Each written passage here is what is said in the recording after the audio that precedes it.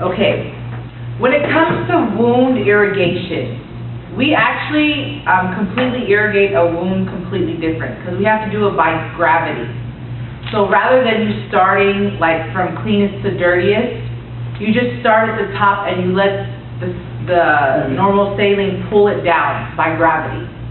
So there's a difference, you actually have to be 12 inches away from the wound when you begin to irrigate it. In wound irrigation done at home with a handheld shower head, the shower head should be approximately 12 inches away from the wound. That's not just a shower head. What we can actually use is a plunger too, and they give it to people at home health care all the time, especially when they have the hip surgery, because they need them to wash out their wounds. They do have home health care nurses that come and see them, but it's usually for the first week, and then after that they teach the family what to do for the patient.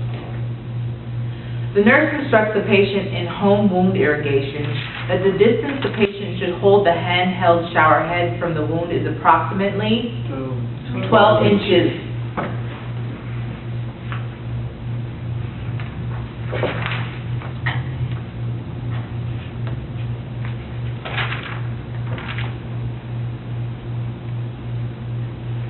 Okay. The nurse follows the basic concept of wound irrigation when he directs the flow of the irritant from the least contaminated to the most contaminated forcefully into the wound, to flow gently over the skin into the wound from a distance about 12 inches. They are actually confusing you because they want you to know the 12 inches would be a self-irrigant. So this is what you do when you irrigate yourself, is 12 inches away, because they don't want it to be forceful, okay? They want you to say from the area of least contaminated to most contaminated. Basically what they're saying, if the wound is here on the thigh, closest to your body is considered to be non-contaminated. Furthest away towards the bottom is more contaminated, okay? So you start up top and then the gravity takes it into most contaminated because that's where your butt is. So that's why from least contaminated to most contaminated. Because most surgical wounds, if you're laying down, are going to pull it towards your backside. And your backside of your body is always contaminated, okay? So could you repeat it again? The nurse follows the basic concept of wound irrigation when he directs the flow of the irrigant from the area of least contamination to the most contamination, okay?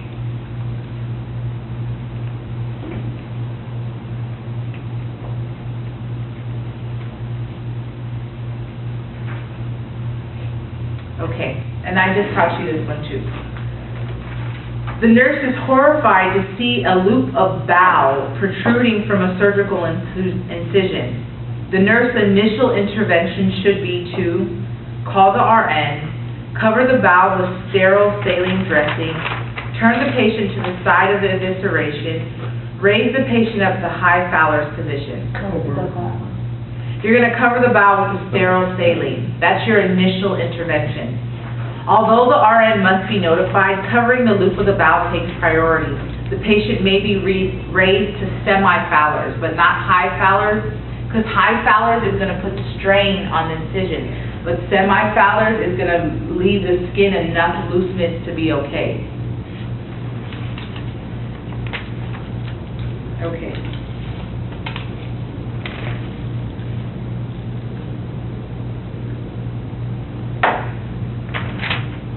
If the wound starts to separate when we're removing staples, and how do we remove staples? Do we do it 1, 2, 3, 4, or do we do it 1, 3, 5? We do 1, 3, 5. We do every other when it comes to staples. If we are doing it and the wound starts to separate, we stop immediately, because that's not supposed to happen. It means that the wound hasn't been healing well together and we need to stop the suture removal. We then will recover it and we're going to document what happened and how much of separation occurred.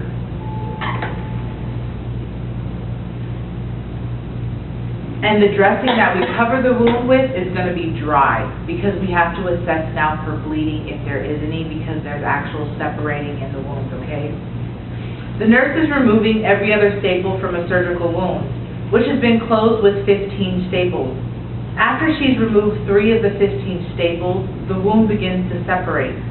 The nurse should remove 7 more alternate staples secured and taped with steri strips, cover with moist dressing and apply a binder. Continue to remove staples as ordered. Leave the 12 staples in place and record the separation. You're going to leave the 12 staples in place and record the separation.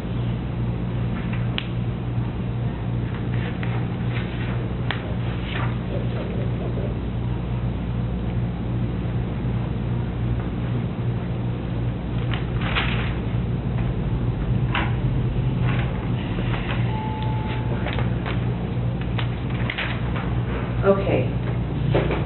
When it comes to drainage on bandaging,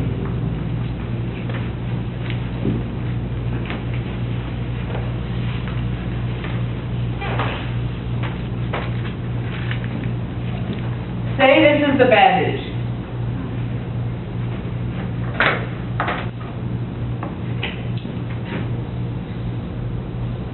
Here's the bandage.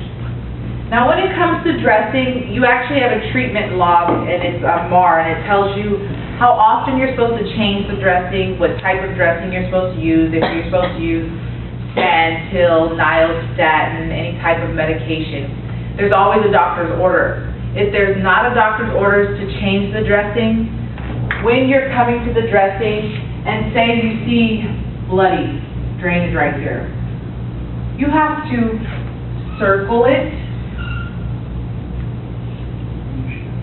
date, initial, and time.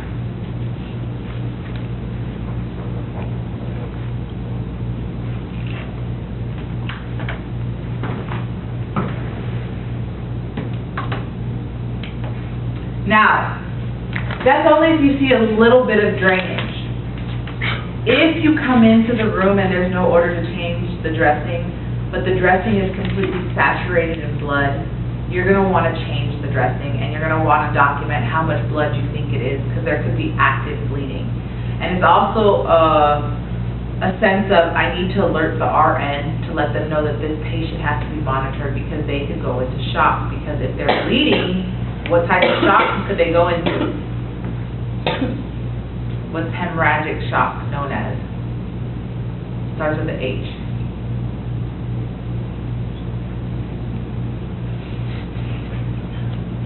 What means low volume?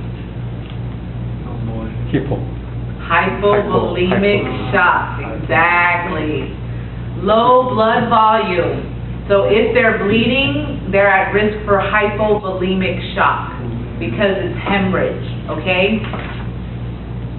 All right.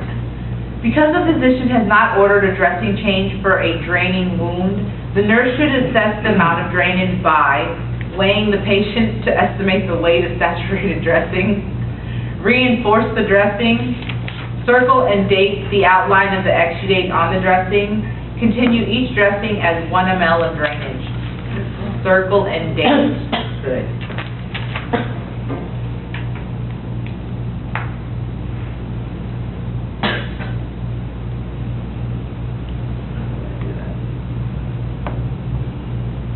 Okay.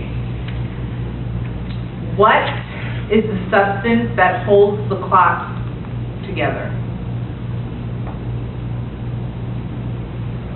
Our clotting process is prothrombinase, converted to thrombin, converted to fibrin. Fibrin creates a mesh network that holds the clots together. So, fibrin is the substance that holds the clot together. It's a fibrin network. Okay, injury happens right here. There are these little enzymes known as thrombinase. They say, help me, I've been wounded. So then stuff comes over here. So then this gets converted into thrombin.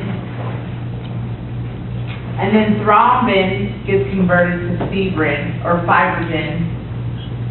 And then fibrinogen is fibrin.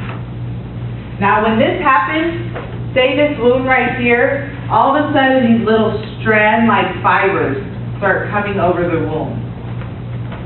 This is what's known as the fibrin mesh network. And it just keeps doing it until there's a clot. The nurse clarifies that hemostasis begins as soon as the injury occurs and a clot begins to form. The substance in the clot that holds the wound together is fibrin, thrombin, platelets, calcium. Fibrin. Very, very good. What is the cessation of bleeding? What is that word? To stop bleeding. No, that's the process that occurs. But to actually stop it is called hemostasis. Okay? Hemostasis is to stop bleeding.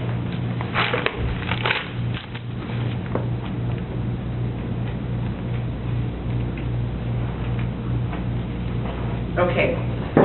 When the nurse assesses that blood and fluids flow into the vascular space and produce edema, erythema, heat, and pain, the nurse is aware that this phase of healing is called edema, erythema, heat, and pain. What are those cardinal signs of? Inflammation. So what stage is this? The inflammatory stage. If they tell us that there's edema, erythema, heat, and pain, it has to be the inflammatory phase because those are the cardinal signs that there's inflammation. And inflammation means what? It means you're inflamed, so you're inflammatory.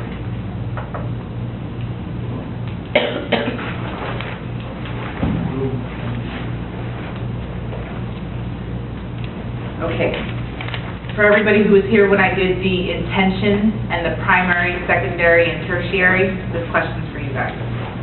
The nurse reminds the patient that primary intention has a marked advantage over the other phases of wound healing in that healing is rapid, healing rarely becomes infected, minimal scarring results, healing is painless.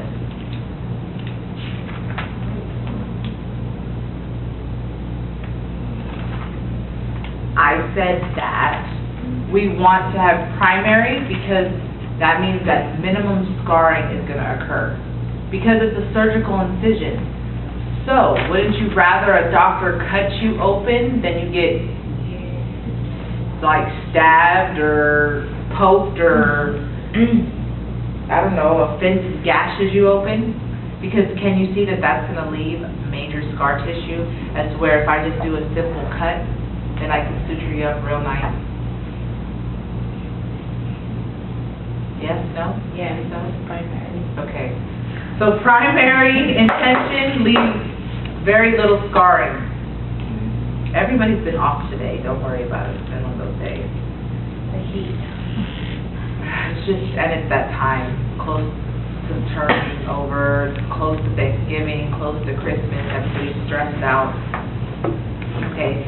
The nurse inspects the dressing every 2 to 4 hours for the first 24 hours. They're going to do this to make sure that you're not actively bleeding. They have to measure how much drainage you have, what type of drainage it is, for the first 24 hours after surgery, always. For the first 24 hours post-surgery, the nurse assesses for bleeding by observing the dressing and the area under the patient every 30 minutes, every hour, every 90 minutes, every 2 to 4 hours. Every 2 to 4 hours.